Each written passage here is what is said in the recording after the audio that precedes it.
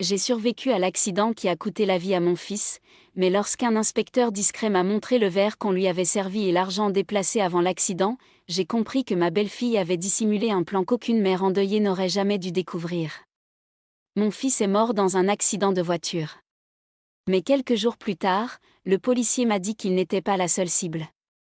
Je me souviens encore du frisson qui m'a parcouru l'échine quand ils ont chuchoté que c'était ma belle-fille qui avait tout planifié. Si j'avais été assise à droite au lieu de gauche ce jour-là, je ne serais peut-être pas là pour vous raconter la vérité. L'autoroute était presque déserte, nous étions seuls tous les deux, dans le silence de la neige qui tombait sur le pare-brise. Mon fils Mason conduisait comme toujours, une main sur le volant, l'autre jouant de temps en temps avec le chauffage.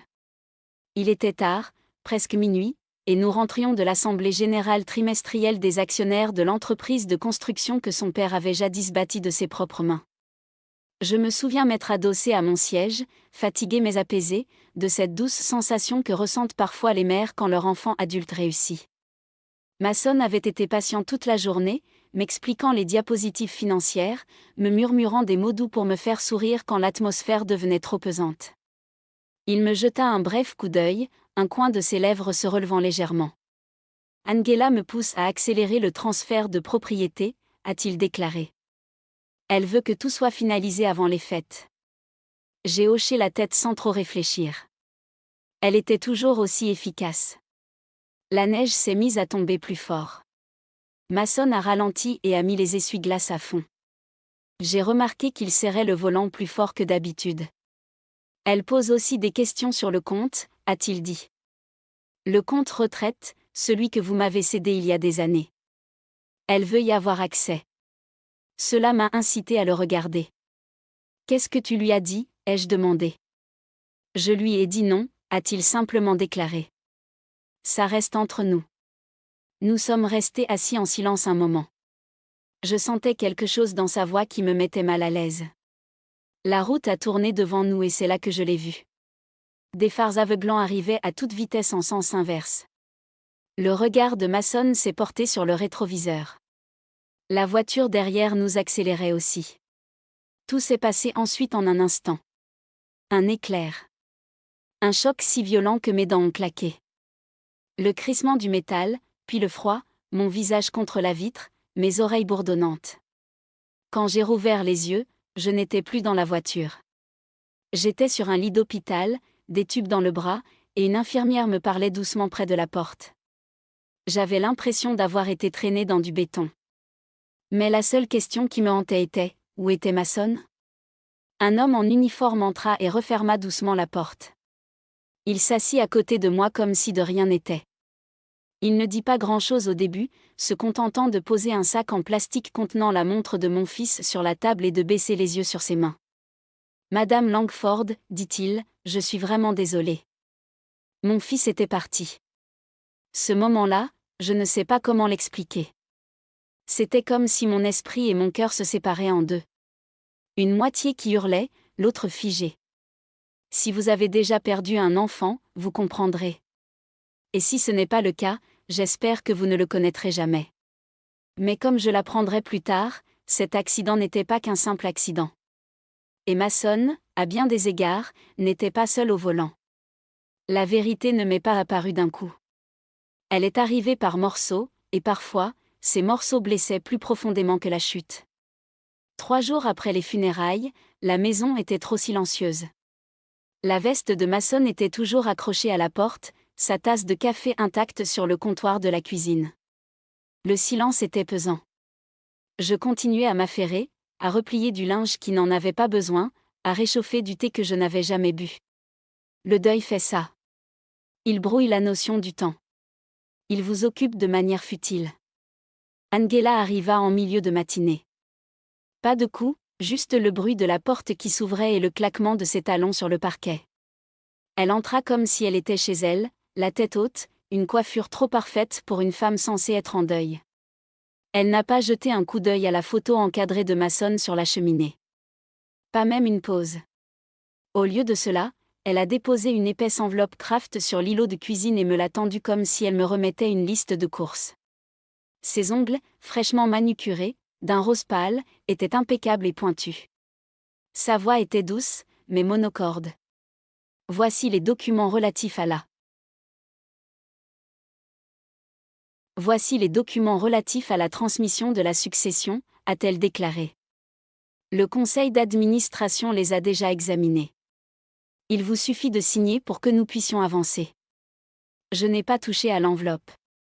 Elle a ajouté qu'elle et Mason préparaient cela depuis des mois, que l'entreprise avait besoin d'un nouveau souffle, que tout resterait en famille. Mais je n'étais pas née de la dernière pluie. Angela avait toujours été si calme, si professionnelle. Elle pouvait mener 3 conversations de front sans jamais se tromper. Mais là, c'était différent. Il y avait une lueur dans son regard. Quelque chose de trop contrôlé, de trop parfait. Je lui ai dit que j'avais besoin de temps, juste quelques jours pour digérer tout ça, pour comprendre ce que Mason avait laissé derrière lui. J'avais besoin de respirer.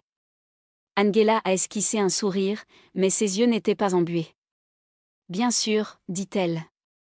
Mais n'attendez pas trop longtemps. Certaines choses perdent de la valeur si on les laisse traîner trop longtemps. Puis elle est partie. Sans étreinte, sans un instant, sans un mot de regret. Cette nuit-là, je n'ai pas fermé l'œil. Mes mains étaient sans cesse attirées par l'enveloppe. Finalement, je l'ai ouverte. À l'intérieur, des formulaires de transfert, des fiches d'actifs, des réaffectations d'actions, tous avec un espace réservé à ma signature. Angela avait tout préparé, tapé à l'avance, parfaitement aligné. Même les mentions, témoins, étaient marquées. Mais quelque chose m'a glacé le sang. Le document indiquait que Mason avait finalisé une procuration 2 semaines avant son décès. Elle donnait à Angela le contrôle total de l'entreprise et du fonds de fiducie personnel que nous avions créé ensemble il y a près de 20 ans.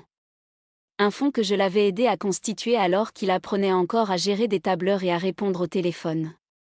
Et la signature sur la dernière page me paraissait étrange. Elle avait la forme de l'écriture de Mason, mais sans la même force. Son « L » habituel, parfaitement formé, était tronqué, incomplet. J'ai ressorti une vieille carte d'anniversaire qu'il m'avait écrite l'année dernière et je les ai comparées. Elles ne correspondaient pas. Je ne savais pas ce que cela signifiait, mais je savais que cela avait une signification. Le lendemain matin, je suis allée discrètement au cabinet de notre avocat de famille. Je n'ai pas prévenu. Je n'ai rien dit à Angela. J'ai apporté les 2 documents. Je lui ai demandé de comparer les signatures. Je lui ai demandé si un nouveau testament avait été déposé. Il me fixa longuement sans rien dire d'abord. Puis il ouvrit un tiroir et en sortit une enveloppe scellée.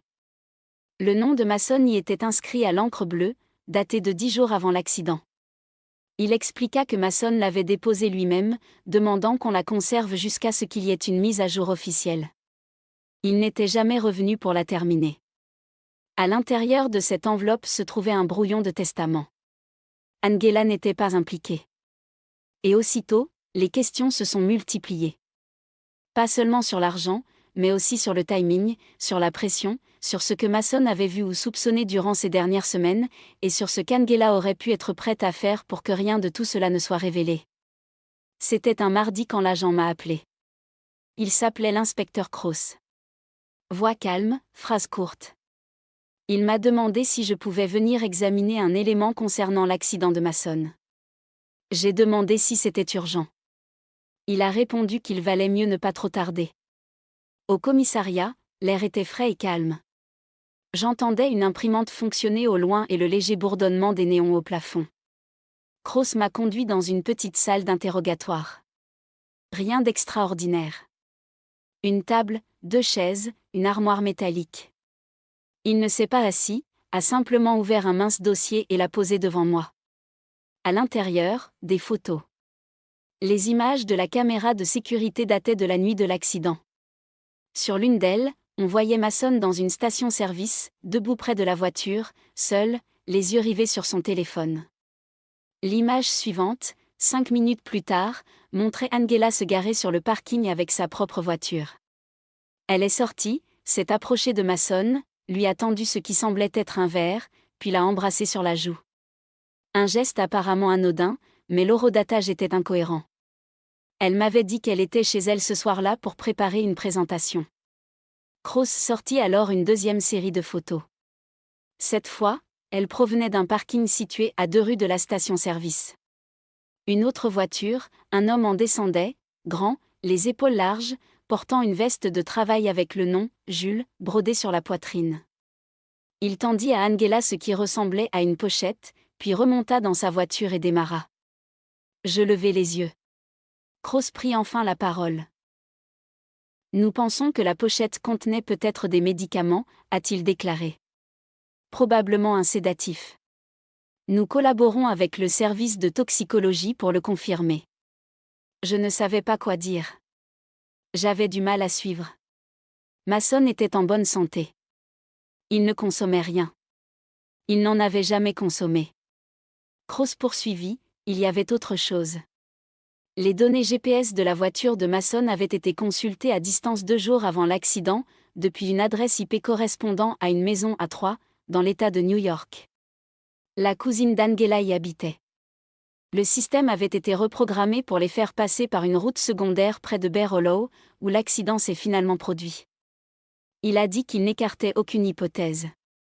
Je suis resté assis là, fixant les images fixes, essayant d'imaginer ce que Mason avait dû ressentir pendant cette dernière heure, s'il avait eu le vertige au volant, s'il avait remarqué trop tard que le virage était trop serré, s'il avait pensé ne serait-ce qu'une seconde que quelqu'un lui avait fait ça. Kroos m'a demandé si Mason avait montré des signes de détresse avant le voyage. Je lui ai raconté la conversation dans la voiture, la façon dont Mason tenait le volant, et la demande d'Angela concernant l'accès au fond. Le détective a hoché lentement la tête. Il a dit avoir vu trop d'accidents qui n'en étaient pas vraiment. Que parfois, on ne se jette pas du haut d'une falaise. On prépare le terrain et on laisse le destin faire le reste. En sortant de la gare, le froid m'a frappé différemment. Pas seulement le froid hivernal, mais celui qui vous saisit quand vous savez que votre vie se scinde en deux. Le temps d'avant et tout ce qui vient d'après.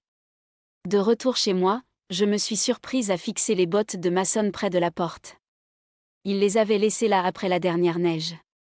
Avant, je croyais que ce n'étaient que des traces de boue à nettoyer. À présent, elles étaient devenues tout autre chose, la trace de ce qu'il avait vécu avant que tout ne lui échappe. Et dans le calme de cette soirée, je repensais à l'homme en veste de travail, celui qui s'appelait Jules, l'homme derrière la vitre. Et je compris quelque chose que je m'étais interdit d'admettre jusque-là. Ce n'était pas qu'une simple trahison. C'était une stratégie. Je n'étais pas retourné dans le garage de Mason depuis la semaine de sa mort. Il sentait encore légèrement l'huile de moteur et le pain, à cause des désodorisants qu'il accrochait toujours près de l'établi. Sa vieille casquette était toujours accrochée au mur, à côté d'une étagère remplie de bocaux contenant des clous, des boulons et des vis, triés par taille. C'était notre atelier quand il était petit. On construisait des nichoirs ensemble, on réparait ma vieille tondeuse, et on avait même essayé de remettre en état une radio une fois. Après le lycée, c'était devenu son refuge. Il y avait ajouté des outils que je ne connaissais pas, des machines qui s'activaient et se déclenchaient. Ce matin-là, après avoir vu les photos de la police et m'être souvenu de ce qu'Angela m'avait montré, je suis sortie avec une petite lampe torche et un carnet. Je ne savais pas ce que je cherchais. Je savais juste que je devais continuer à chercher. C'est la boîte à outils qui a attiré mon attention. Non pas celle en métal sur la table, mais la vieille boîte en bois que Mason avait jadis poncée et teintée à la main. Il la gardait sur l'étagère du bas, cachée sous une bâche. Je l'ai sortie et l'ai ouverte lentement. Le plateau supérieur contenait les outils habituels, clés, pinces coupantes, quelques vis. Mais en dessous, dans un double fond dont j'ignorais l'existence, se trouvait une épaisse enveloppe fermée avec du ruban adhésif de peintre. Je l'ai ouvert. À l'intérieur, des courriels imprimés, non pas de Mason, mais d'Angela. Des copies d'échanges entre elle et une certaine Jules H. Les en-têtes remontaient à près de 6 mois. Au début, je n'y comprenais rien. Des mentions de mouvements d'actifs, d'échéanciers, de procédures juridiques, des termes comme « signature différée » et « dérogation à la fiducie ». Puis je suis tombée sur une phrase qui m'a retourné l'estomac. Une fois le virement effectué, nous serons libres. La vieille dame n'y verra que du feu. J'ai senti la chaleur m'envahir la poitrine. Je me suis adossée au banc, serrant la page dans ma main. Le papier tremblait. Était-ce à cause de mes doigts ou du poids de la trahison? Je n'en savais rien. Il y avait plus. Une feuille ressemblait à un chèque scanné. 50 000 $ prélevés sur l'un des comptes professionnels de Mason, à l'ordre d'un garage que je ne connaissais pas. La signature était celle de Mason, mais là encore, quelque chose clochait. Au fond de la pile se trouvait une simple photo. Angela et Jules, assises face à face dans un restaurant, pas intime, mais trop proche, souriante. J'ai refermé la boîte et suis restée là un instant. Je ne pleurais pas. Mes larmes avaient séché quelque part entre l'hôpital et le cabinet de l'avocat, mais j'avais les mains glacées. De retour à la maison, j'ai photocopié les documents, scellé les originaux et les ai rangés dans mon coffre-fort. J'ai alors appelé Cross.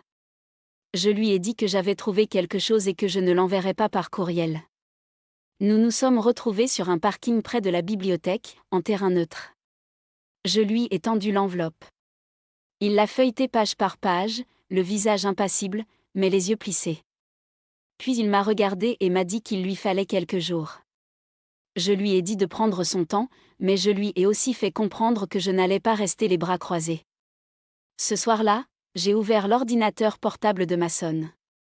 Je me souvenais de son mot de passe, le nom de son chien d'enfance, suivi de l'année de sa remise de diplôme.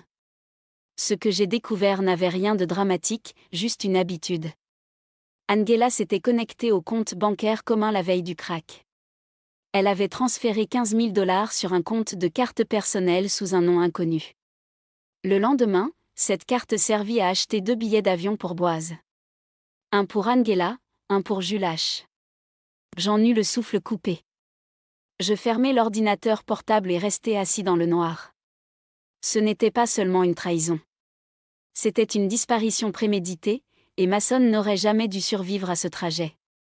J'ai rencontré Jules une fois. C'était bref. Une poignée de main dans un couloir d'hôpital, quelques semaines avant l'accident. Mason s'était foulé le poignet en travaillant sous une voiture. Angela est restée avec les papiers, et je me suis proposé de le conduire à l'hôpital. Pendant que nous attendions, un homme est arrivé, vêtu d'un jean usé et d'une veste en flanelle sombre. Grand, avec des poignets épais, c'était le genre d'homme qui ne parlait que lorsque c'était nécessaire. Il a dit être un vieil ami d'Angela, a prétendu être de passage en ville pour un petit boulot, et voulait simplement prendre des nouvelles de Mason. Je me souviens avoir trouvé ça bizarre. Mason lui a à peine jeté un regard, lui a fait un signe de tête, puis a replongé dans son téléphone, mais Angela a affiché un large sourire en le voyant. Cette poignée de main m'est restée en mémoire. Et maintenant, quelques jours après avoir découvert l'enveloppe dans le garage, son nom est revenu sur le tapis. Pas par hasard. À chaque piste que je suivais, tout commençait à s'assembler comme les pièces d'un puzzle qu'on aurait retourné trop tard. Le détective Cross a appelé le lendemain après-midi, disant qu'ils avançaient rapidement. L'atelier de réparation mentionné sur le chèque existait bel et bien, un petit garage à l'extérieur de Binghamton, appartenant à Jules Hintley. L'adresse correspondait à celle utilisée pour accéder au GPS de Mason. L'équipe de Cross avait déjà commencé à examiner les comptes bancaires, mais ce n'est pas ce qui m'a paralysé. Il a dit qu'un détective privé de leur service avait effectué une surveillance des lieux près de l'aéroport de Boise. Ils ont repéré 2 visages sur une caméra de surveillance d'un comptoir de location de voitures, ceux d'Angela et de Jules, 3 jours après les funérailles. Elle m'avait dit qu'elle allait passer le week-end chez sa cousine dans le Connecticut. Elle n'a même pas envoyé de carte de remerciement après la cérémonie. Le pire, c'est que je ne m'étais même pas rendu compte de son absence. Je repensais sans cesse à l'expression de Mason pendant ce dernier trajet en voiture. Je croyais que c'était dû au stress, à notre conversation, mais maintenant je me demandais s'il avait pressenti quelque chose, si une partie de lui avait déjà deviné ce qui allait se passer. Ce soir-là, je suis restée assise dans la chambre de Mason. Pas celle qu'il partageait avec Angela, mais la chambre d'amis qu'il utilisait quand il avait besoin d'être seul. Ses outils traînaient toujours là. 2 chemises de flanelle étaient posées sur le dossier de la chaise. J'ai ouvert la table de chevet et j'y ai trouvé un vieux enregistreur vocal, rien d'extraordinaire, le genre qu'il utilisait pour développer ses idées d'entreprise. J'ai appuyé sur lecture. Sa voix grésillait dans le haut-parleur, fatiguée, monocorde. Angela pense que je suis trop faible. Elle dit que je ne vois pas ce qui est bon pour moi. Elle veut l'argent maintenant. Elle n'arrête pas de demander un droit de visite. Elle dit qu'on pourrait recommencer ailleurs. Mais je n'arrive pas à me défaire de l'impression qu'elle ne parle pas de nous. Je pense qu'elle parle d'elle et de quelqu'un d'autre. J'ai mis l'enregistrement en pause. Il savait. Il savait et ne m'a rien dit. Il devait se sentir pris au piège entre l'amour et la suspicion, entre la confiance et la peur. Cela a éveillé quelque chose en moi. Pas de la rage, pas encore, mais quelque chose de calme et de clair. Le sentiment que je ne pouvais plus attendre. Je devais agir. Le lendemain matin, j'ai rappelé l'avocat. Je lui ai demandé de suspendre le déblocage des avoirs. Je lui ai dit que j'avais des raisons de croire qu'une fraude était en cause. Il n'a posé aucune question, il a simplement dit qu'il gèlerait tout jusqu'à nouvel ordre. J'ai alors commencé à appeler quelques connaissances, d'anciens collègues du conseil de quartier, une ou deux employés du greffe du comté. J'ai posé des questions sur le traçage des avoirs, sur l'analyse forensique numérique. J'ai demandé si quelqu'un savait combien de temps il fallait pour détecter un transfert offshore. On me l'a dit. Ce ne serait pas facile, mais ce ne serait pas impossible. Et maintenant que j'avais la voix de Mason, il ne pourrait plus me faire taire. La maison était devenue silencieuse d'une autre manière.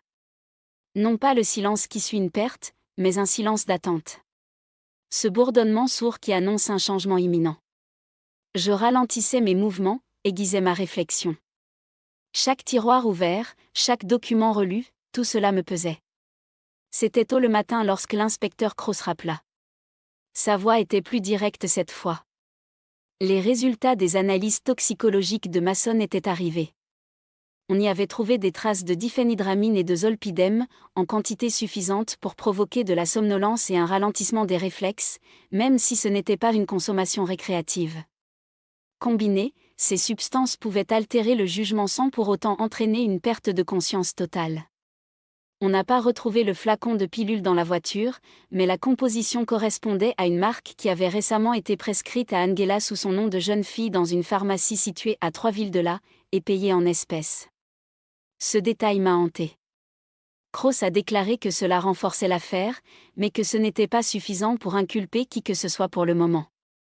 On pouvait encore trouver une explication à cette histoire, le stress, le chagrin, une erreur. Il m'a demandé de me taire, de ne pas confronter Angela. Je lui ai dit que je n'avais aucune intention de la revoir. Pas maintenant. Ce que je n'ai pas dit, c'est que j'avais déjà écrit à l'ancien comptable de Mason. Je lui ai dit que je soupçonnais des irrégularités dans les assurances et les distributions de l'entreprise et que je pensais que Mason avait signé un second document la semaine précédant la faillite, une modification de l'acte de fiducie. Je savais qu'Angela ne l'aurait pas détruit. Pas tout de suite. Si elle avait falsifié quelque chose, elle aurait gardé l'original en lieu sûr au cas où elle aurait besoin de prouver sa version des faits. Ce soir-là, je suis allée chez elle. Je n'ai pas frappé. Elle n'était pas là. J'avais encore la clé de secours que Mason avait laissée dans le pot de fleurs des années auparavant. Elle n'avait jamais changé les serrures. Je me suis dirigée prudemment vers le bureau à l'étage. Elle avait transformé l'ancienne chambre d'amis en espace de travail, meubles noirs élégants, bureau organisé avec une précision chirurgicale. J'ai ouvert tous les tiroirs, parcouru tous les dossiers. C'est alors que je l'ai vue, une enveloppe Kraft portant la mention « Juridique 2023 ». À l'intérieur se trouvaient des photocopies du testament de Mason, de l'acte de fiducie et d'un avenant notarié portant sa signature. Mais ce n'est pas ça qui m'a fait sursauter. Derrière, il y avait un post-it, une écriture illisible. Demande à Jessie ça tient. Pas de date, pas d'initiale. J'ai tout photographié et j'ai tout laissé comme je l'avais trouvé. Puis je me suis éclipsée, j'ai refermé la porte doucement et je suis retournée à ma voiture. J'avais de nouveau les mains froides. Le lendemain matin, j'ai retrouvé Cross dans un restaurant loin de la ville. J'ai glissé mon téléphone sur la table pour lui montrer les images. Il les a examinées attentivement et a dit qu'ils allaient faire appel à un expert en écriture. Si la signature sur l'amendement ne correspondait pas à celle de Mason, il s'agirait non seulement d'une fraude, mais aussi d'une obstruction préméditée. Puis il a dit quelque chose qui m'a interpellée. Il m'a dit que je devais être prêt, que si cela se produisait, ce ne serait plus privé. Les gens parleraient. Angela riposterait.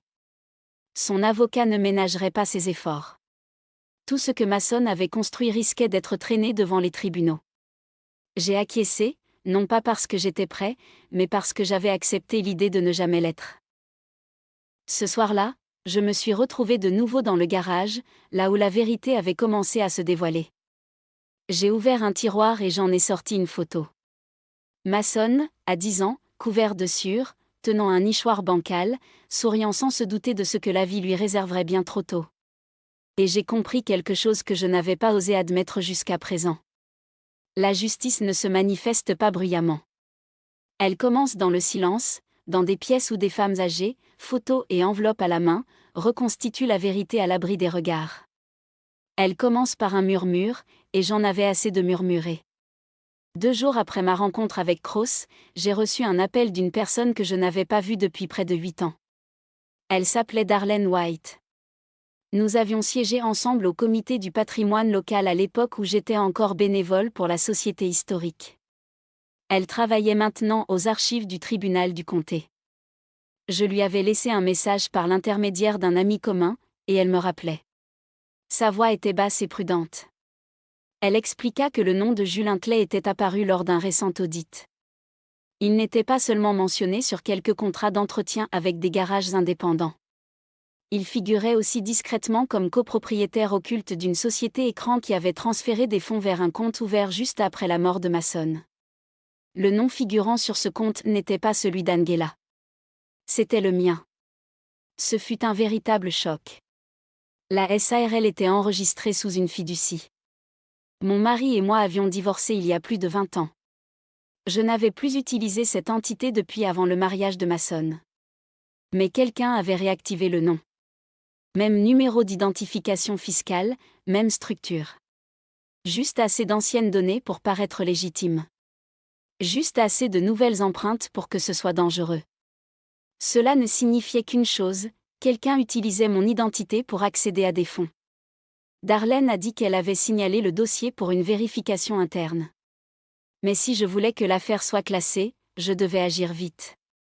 Une fois les documents arrivés au niveau de l'État, cela déclencherait une enquête fédérale, et toute fraude liée à mon nom pourrait se compliquer.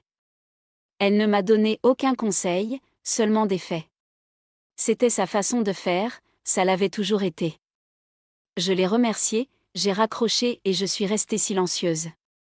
La trahison n'était plus abstraite. Elle portait ma marque, mon sang, mon passé.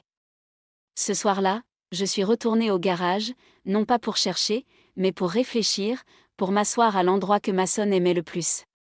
J'ai caressé le cuir usé de son fauteuil de bureau, j'ai fixé les notes punaisées au mur, dont les bords se recourbaient encore. Il y avait un plan jauni, épinglé sous une punaise rouillée, un plan d'expansion pour l'entreprise qu'il n'avait jamais pu construire. J'ai pleuré pour la première fois depuis des jours. Pas fort, juste assez pour me libérer de la pression. Juste assez pour me rappeler que j'étais encore une mère, pas seulement un témoin. Le lendemain matin, j'ai appelé Cross et je lui ai tout raconté, la SARL, l'usurpation d'identité, la photo que j'avais prise dans le bureau d'Angela.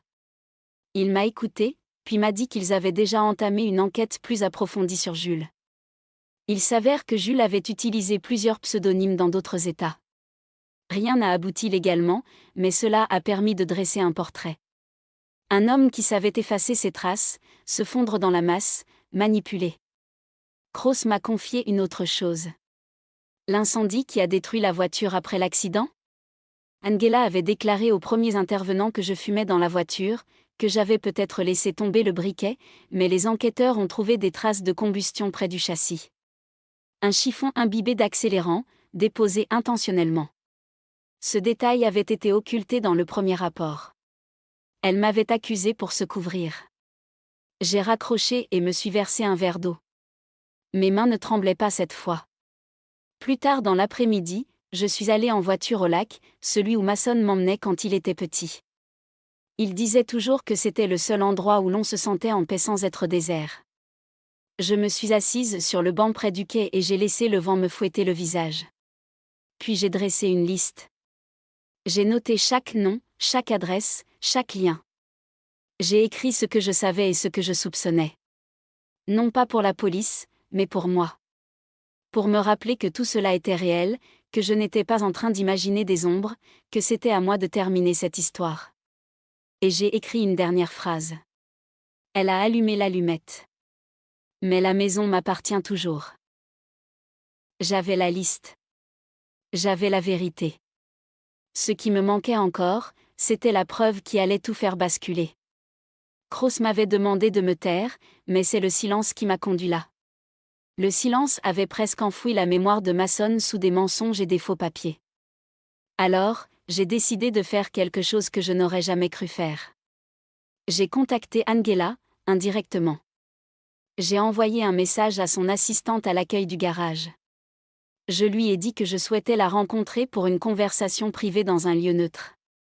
J'ai précisé qu'il s'agissait des dernières volontés de Mason et que je ne voulais ni avocat ni détective, juste nous deux.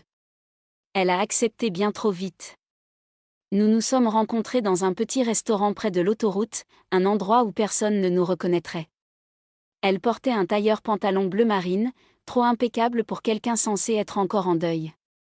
Ses cheveux étaient lissés au fer, son sourire poli. Je pouvais lire le calcul dans son regard avant même qu'elle n'ouvre la bouche. Je ne l'ai pas saluée, j'ai simplement fait glisser un dossier sur la table. À l'intérieur se trouvaient les photos que j'avais prises des faux documents, le post-it, un extrait du registre du commerce à responsabilité limitée à mon nom, des copies, pas les originaux. Elle les a examinés sans ciller. Elle a pris son temps. Quand elle a finalement pris la parole, elle a déclaré que tout cela n'était que des bêtises, des malentendus, des gens trop occupés et dont le jugement était altéré par leurs émotions. Elle s'est même penchée vers moi, posant sa main sur la mienne comme si nous étions de la même famille. Et puis elle a glissé. Si Mason n'avait pas modifié cette fiducie, vous seriez en possession de tout en ce moment, a-t-elle déclaré. Je ne lui ai jamais dit que Mason avait modifié la fiducie. Cela n'a jamais été rendu public. J'ai retiré ma main, repris le dossier, dit que j'avais besoin de prendre l'air et la laisser assise là. Dehors, je n'ai pas pleuré. Je n'ai même pas eu le souffle coupé. J'ai simplement appelé Kroos depuis le parking et je lui ai rapporté ses paroles. Il écouta en silence, comme toujours. Puis il me révéla quelque chose qui changea tout. Le notaire qui était censé avoir authentifié la signature de Mason sur l'amendement s'appelait Edward T. Berkeley.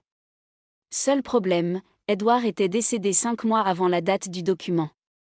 C'était l'élément déclencheur.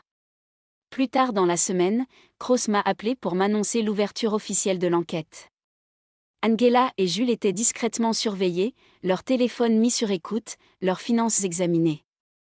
Les preuves n'étaient pas encore suffisantes pour une arrestation, mais on s'en approchait.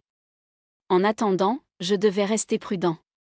Il m'a expliqué que les personnes qui falsifient des testaments et tentent d'effacer toute trace écrite sont souvent négligentes dans d'autres domaines également, notamment avec l'argent. Il m'a dit que si je voulais aller de l'avant, je devais commencer à transférer les actifs de Mason dans une fiducie de protection, à laquelle Angela ne pourrait pas accéder même si elle le tentait. J'ai appelé mon avocat le lendemain. Nous avons entamé les démarches. Mais avant que nous ayons terminé, un événement étrange s'est produit. Une lettre est arrivée dans ma boîte aux lettres. Sans adresse d'expéditeur. À l'intérieur, une simple feuille de papier. C'était un relevé bancaire. Un retrait important d'un compte en fiducie que je ne reconnaissais pas. Le nom sur la signature n'était pas le mien, mais l'écriture semblait l'être. C'était encore un faux. Cette fois, il visait le peu qu'il me restait à mon nom. Mais je n'étais plus cette femme qui, les yeux embués de larmes, espérait des réponses. J'avais renoncé à espérer. J'ai tout copié, envoyé à Kroos, à mon avocat, au service des archives du comté, et une seule copie, anonyme, au cabinet de l'avocat d'Angela. Pas un mot, juste la signature, le compte rendu, le mensonge. La laisser se débattre. Le jeu qu'elle avait commencé allait se retourner contre elle, et cette fois, le feu ne serait pas de ceux qui consument du bois. Le matin de la médiation, je portais la même robe noire qu'à la cérémonie commémorative de Mason. Non pas pour honorer la mémoire de ce jour-là, mais parce que j'avais besoin d'un rappel de qui j'étais en sortant seule de cette chapelle, et de qui je refusais d'être désormais. La pièce était impersonnelle. Une longue table en chêne, 4 fauteuils en cuir de chaque côté. J'étais assise à droite, à côté de Kraus et de mon avocate, maître Daly. En face de nous, Angela, les lèvres pincées dans un sourire forcé, était accompagnée de son nouvel avocat, un homme tiré à 4 épingles d'un cabinet de Baltimore. Jules était absent. D'après son avocat, il n'avait aucune qualité pour intervenir dans cette affaire. Peu importait. Il ne s'agissait pas de créer du drame ni de confrontation. Il s'agissait de présenter les faits, d'exposer la vérité sans détour et de la laisser se refléter. Madame Daly commença calmement.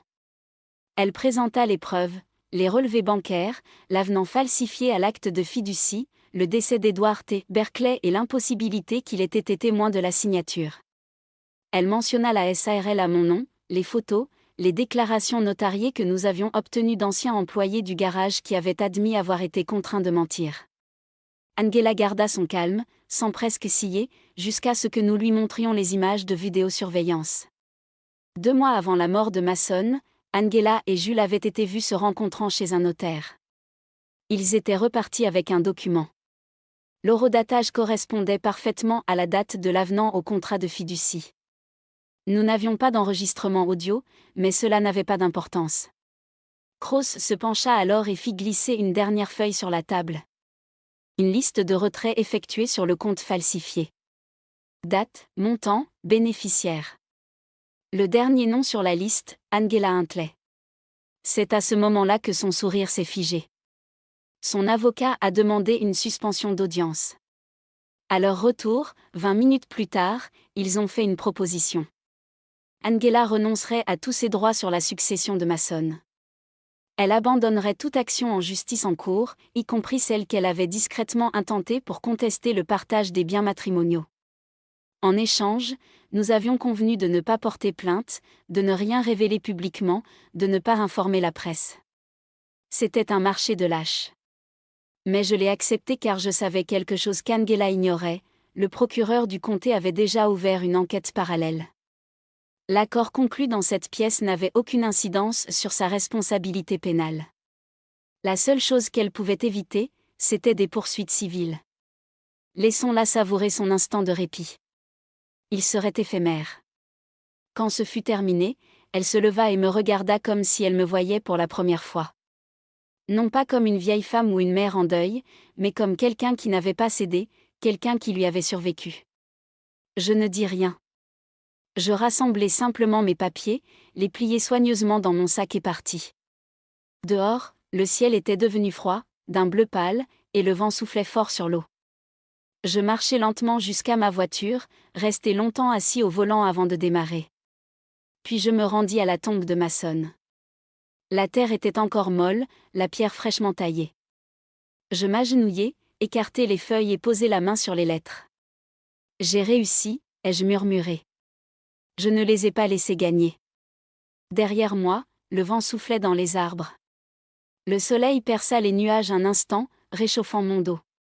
Il restait des audiences, des papiers à remplir. Mais pour la première fois depuis l'accident, je sentis quelque chose changer en moi. Pas une victoire. Un apaisement, celui qui ne crie pas, celui qui libère simplement. Je me levai, époussetai mon manteau et retournai à la voiture. Cette fois, je n'ai pas regretté. Près de 2 semaines après la médiation, l'enveloppe est arrivée. Remise en main propre, pas par la poste, épaisse, couleur crème, sans adresse de retour. Un bref instant, j'ai cru qu'elle venait d'Angela, une pitoyable tentative d'excuse ou de manipulation. Mais en l'ouvrant, l'écriture m'a glacé le sang. C'était celle de Mason. Il avait écrit la lettre 3 semaines avant l'accident. La date, inscrite dans le coin supérieur, me glaça le sang. Son avocat l'avait conservée, respectant les instructions de Mason de ne la remettre qu'en cas de contestation de la succession. Assis sur le perron, les mains tremblantes, je lus chaque mot. Il savait quelque chose. Ou peut-être qu'il le soupçonnait. Mais la lettre n'était pas une lettre de peur. Elle était une lettre de foi.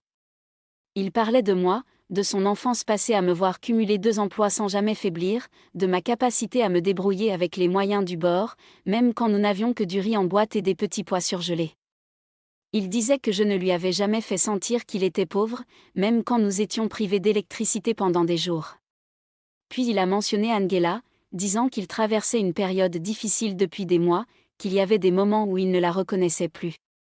Il y avait des trous dans son récit, des mots de passe changés, de l'argent disparu, mais il n'avait pas encore eu le courage d'affronter la situation.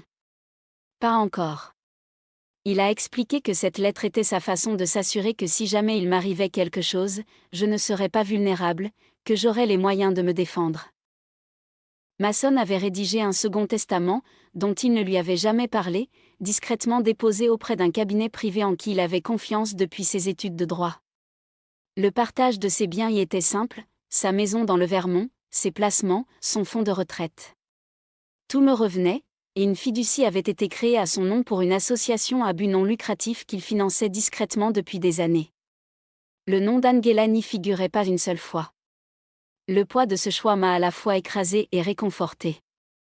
J'avais passé des mois à croire qu'il ne me restait plus rien de mon fils, mais en réalité, il avait préparé ses dernières volontés.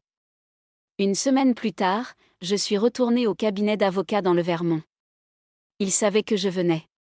Ils avaient le second testament. Tout était en ordre. Et puis, il y a eu ce rebondissement inattendu. Dans un dossier séparé, Mason avait laissé des instructions pour une fondation, un programme de formation professionnelle destiné aux jeunes sortant du système de placement familial. Il y détaillait non seulement un nom et un énoncé de mission, mais aussi toute la structure, les partenariats et le personnel local. Il la mettait en place discrètement, en y consacrant un petit pourcentage de ses revenus. Plus de 100 000 $ étaient déjà de côté. Il l'avait même baptisé « Projet Ellie ». Ellie était le nom du meilleur ami d'enfance de Mason, un garçon placé en foyer qui avait disparu de leur ville l'été précédant sa dernière année de lycée. Mason ne l'avait jamais oublié. Et maintenant, des années plus tard, il avait construit quelque chose pour lui. J'étais assis dans ce bureau pendant des heures, à examiner chaque document, chaque détail. Et je savais au fond de moi qu'Angela n'avait aucune chance. Pas seulement légalement, mais aussi moralement. Le cœur de Mason était ailleurs, là où elle n'avait jamais daigné chercher. Ce soir-là, de retour chez moi, j'ai ouvert les fenêtres en grand. L'air embaumait la pluie et les pins. Je n'ai pas pleuré. Je n'ai pas dit un mot. J'ai simplement laissé le silence envahir la pièce et m'envelopper comme un vieux manteau. Ce silence qui vous annonce la fin de quelque chose. Pas seulement les batailles juridiques, pas seulement le chagrin, mais aussi cette version de vous-même qui croyait autrefois qu'il fallait se taire pour survivre. Et là, dans cette perspective de enfin entrer dans la lumière que Mason avait laissée derrière lui, j'avais l'impression que c'était une forme de justice plus profonde que tout ce que j'avais imaginé. Les jours suivants furent étrangement paisibles. Pour la première fois depuis des mois, aucune audience ne se profilait, aucune déposition n'était requise, aucun nouveau mensonge à démasquer. Mes matins étaient calmes. Je prenais mon café dans la véranda que Mason avait construite l'été suivant mes études, lorsqu'il m'avait dit que je méritais de la lumière dans chaque aspect de ma vie. La lumière inondait désormais chaque fenêtre. J'ai passé des heures à examiner les plans de sa fondation. Le projet Ellie dépassait tout ce que j'avais imaginé. Ce n'était pas une simple idée griffonnée dans des carnets, mais un projet structuré. Il comprenait des programmes de mentorat, des formations professionnelles et un soutien psychologique. Et puis, il y avait ce petit mot à la fin du dossier qui m'a complètement bouleversée. Il avait écrit de sa main, encore maladroite, « Maman saura comment terminer ça ». Il me faisait confiance non seulement pour survivre, mais aussi pour poursuivre ce qui comptait le plus pour lui. J'ai rencontré les avocats et la directrice du programme que Mason avait déjà rencontré des mois auparavant. Elle s'appelait Michelle, une femme brillante d'une 40aine d'années qui avait elle-même grandi en famille d'accueil. Après avoir lu la dernière lettre de Mason, elle m'a regardé droit dans les yeux et a dit, sans aucune fausse douceur, « On va faire les choses correctement. » Nous avons officiellement enregistré l'association à but non lucratif à son nom. Nous avons obtenu le financement initial et commencé à démarcher les organismes locaux. Je n'avais ni diplôme prestigieux ni des années d'expérience dans le secteur associatif. Ce que j'avais, C'était une connaissance vécue de la perte, de la résilience et de la ténacité, et j'ai enfin cessé de me cacher derrière le silence. Angela tenta une dernière fois d'intervenir. Son nouveau petit ami, le garagiste, porta plainte pour diffamation après qu'un des enquêteurs de l'assurance eut rendu public les preuves de falsification. Mais l'affaire passa de justesse la première audience. Leur crédibilité était si mince que le juge refusa de poursuivre. Je n'y suis pas allé. Ce n'était pas nécessaire. Ils avaient déjà perdu quelque chose de plus précieux que de l'argent ou des biens matériels, la capacité de faire semblant. Cet automne-là, je me tenais sur une modeste estrade dans un centre communautaire près d'Albany. Derrière moi, une banderole annonçait le lancement du projet Ellie. Mes mains tremblaient légèrement tandis que je tenais le micro. Non pas par nervosité, mais pour une raison plus profonde, un sentiment de responsabilité. J'ai parlé à la petite foule de maçonnes, d'Ellie, de ce que signifiait transformer la douleur en force. Et tandis que je parlais, j'ai vu des visages s'illuminer, non pas de pitié, mais de compréhension. Les gens savaient ce que c'était que d'être rejetés. Et plus encore, ils savaient ce que signifiait continuer malgré tout. Quand je suis descendue de scène, Michel m'attendait sur le côté. Elle n'a rien dit tout de suite, puis elle a fouillé dans son sac et m'a tendu une enveloppe. À l'intérieur se trouvait une petite broche en or, un ancien emblème de sa famille d'accueil. Elle m'a dit qu'elle la gardait en souvenir. Maintenant, elle voulait que je la garde. Je l'ai serrée dans ma main et j'ai hoché la tête. Ce soir-là, je me suis de nouveau assise dans la véranda, tandis que la lumière du jour se teintait de bleu. La maison était silencieuse, mais pas vide. Dans ce calme, je sentais Mason, non pas comme un souvenir, non pas comme une douleur, mais comme une force motrice. Je n'ai jamais quitté cette maison. Non pas parce que je m'accrochais au chagrin, mais parce que chaque mur, chaque marche de ce vieil escalier me rappelait que la guérison n'exigeait pas toujours de fuir. Parfois, il fallait rester immobile, laisser le temps révéler ce qui subsiste après que tout le reste ait disparu.